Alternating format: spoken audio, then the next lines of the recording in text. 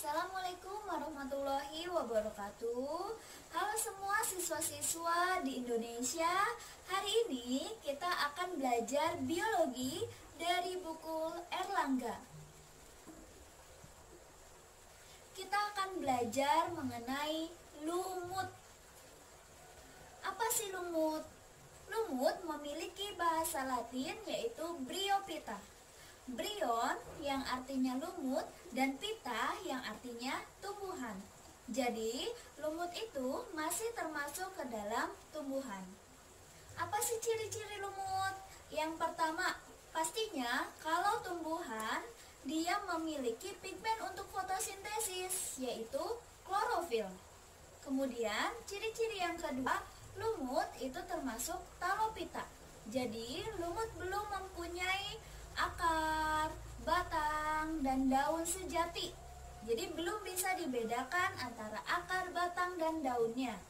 Kemudian ciri yang ketiga yaitu tumbuhan non-tracheophyta. Lumut belum memiliki pembuluh angkut yaitu flum dan xilem.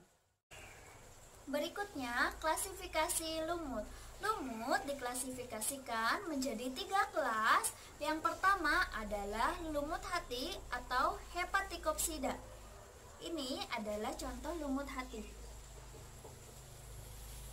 Yang kedua yaitu lumut tanduk atau Anthocerotopsida.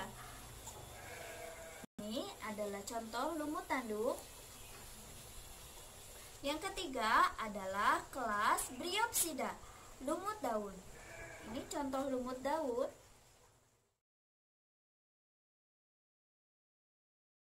Ini adalah lumut hati dengan tubuh berbentuk lembaran, pipih, dan berlobus.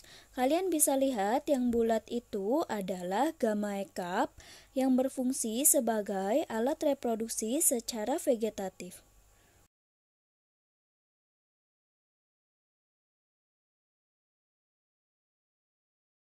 Ini adalah lumut tanduk dengan bentuk seperti lumut hati, tetapi sporofitnya berbentuk kapsul memanjang seperti tanduk.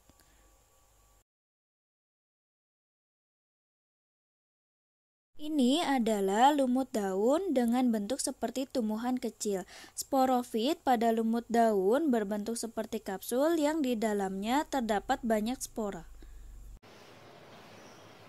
Oke, adik-adik sudah paham kan mengenai metagenesis? Mari kita sama-sama bahas mengenai metagenesis lumut.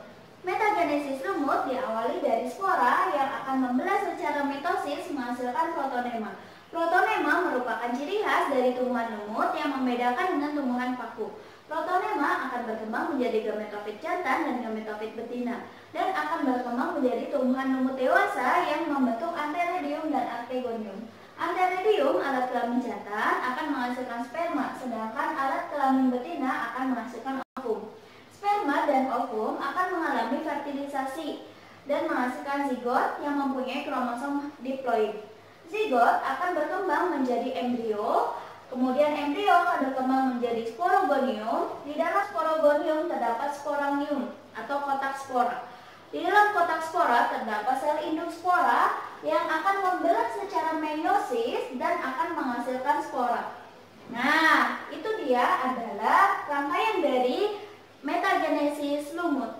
Nah, adik-adik perlu diingat bahwa di metagenesis lumut dari fase spora sampai ke fase embrio ini adalah fase gametofit, sedangkan dari sporogonium sampai sel induk spora itu adalah fase sporofit. Makanya di sini yang lebih dominan adalah fase gametofit. Oke, tadi adalah pembahasan mengenai tumbuhan lumut atau Bryophyta. Nah, adik-adik bisa mempelajarinya lebih lanjut di buku Erlangga Biologi kelas 10.